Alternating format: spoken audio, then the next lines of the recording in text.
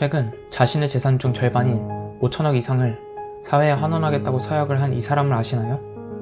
배달의 민족을 만들어낸 김봉진 대표인데요. 그와 인터뷰를 통해 만들어진 책 배민다운과 그가 쓴 책 청년 창업 8권의 책으로 시작하다를 읽어보면서 그는 어떤 사람이고 어떻게 성공할 수 있었으며 그 성공의 재산 절반을 기부까지 할 수 있었을까를 생각해보게 되었는데요. 책을 읽기 전에 생각했던 통념적인 생각들이 깨지는 부분들이 많았고 나라면 저때 저렇게 할 수 있었을까? 하는 그의 인생의 굴곡점에서 어떻게 터닝포인트와 기회를 만들어 나갔는지 한번 공유해보려고 합니다. 일단 김봉진 대표가 실패 없이 한 번에 배달의 민족으로 성공했다로 알고 계신 분들도 있을 텐데요. 아닙니다. 김봉진 대표는 이미 가구회사 창업으로 쓴맛을 봤었는데요. 대시동에서 1년 만에 망하고 빚만 2억이 생겨버렸죠.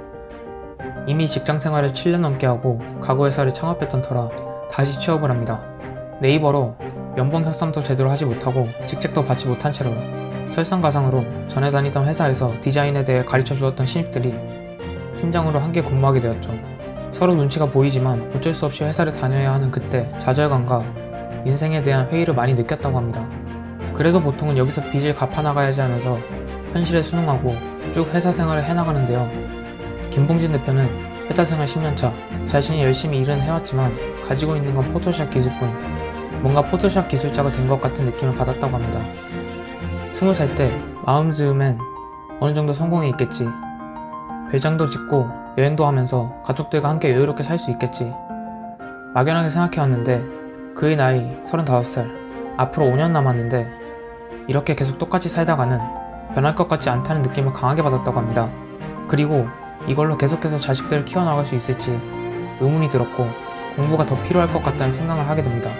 그래서 국민대 시각디자인학과 대학원에 입학합니다. 네이버를 퇴사하고요. 대학원을 다니면서 지금까지 내가 해왔던 일이 어떤 의미가 있었고 좀 더 잘하려면 어떤 부분이 필요한지 알게 되어 한 단계 성장할 수 있었죠.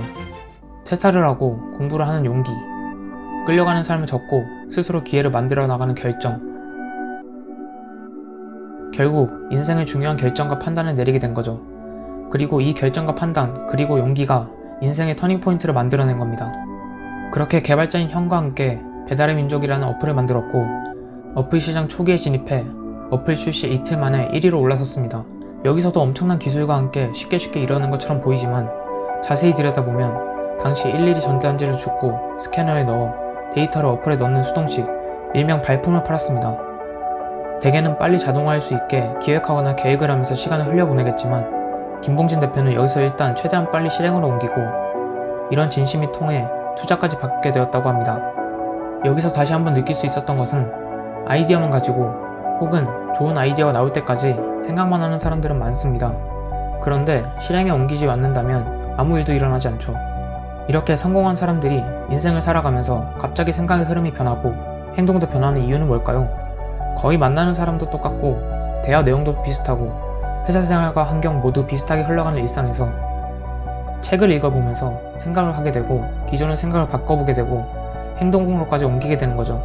수동적으로 끌려가는 삶을 살고 있던 김봉진 대표에게 주인이 되어 끌고 나가라고 조언을 해준 이 책, 왜 일하는가?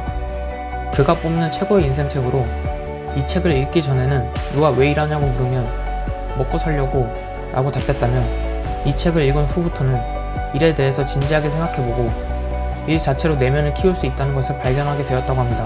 회사 생활뿐만 아니라 그가 스타트업을 시작하면서 또 진행 중에도 왜 일하는지에 대한 재정립이 지금의 배달의 민족을 만들 수 있었던 동력이 되지 않았나 생각됩니다. 마지막으로 김봉진 대표가 청년들에게 전하는 13가지 조언인데요.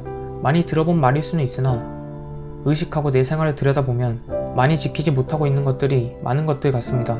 생각이나 한번 행동하기에는 쉽지만 꾸준히 지키기 어려운 것들을 해내는 사람이 계속해서 성장하는 사람이 아닐까요? 첫째, 누구와의 약속에서도 시간을 꼭 준수하라. 둘째, 말하기보다 경청하라. 셋째, 언제 어느 곳에서건 읽을 거리를 가지고 다녀라. 작은 것이 모여 큰 힘을 이룬다. 넷째, 무엇이든 잡지 하나를 구독하라. 흐름을 읽어야 한다. 다섯째, 급한 일이 아닌 중요한 일을 아침마다 실행하라. 회사만이 아니라 나 자신의 우선순위를 설정함이 필요하다. 여섯째, 아이디어가 떠오르면 항상 메모하라. 메모를 하면 더 잘 기억하고 쓰레기 아이디어들일지라도 교집합이 되면 가치가 있다.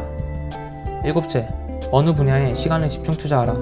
그만큼 즐길 수 있게 된다. 8째, 원래 하려 했던 일보다 항상 더 하라. 9째, 불평 마라. 시간을 낭비하는 가장 좋은 방법이다. 10째, 시간의 틀을 깨라. 스스로 갇힌 자는 어떤 혁신도 할 수 없다. 11번째, 첫인상보다 더 중요한 것은 마지막 인상이다. 12번째, 실수는 모든 사람에게 자연스러운 것이니 두려워 마라. 13번째, 인생의 주체가 되어 살아라. 삶에서 가장 중요한 것이다. 다양한 스토리로 다양한 관점을 갖길 원하는 사람이라면 지금 이 채널을 구독해보세요.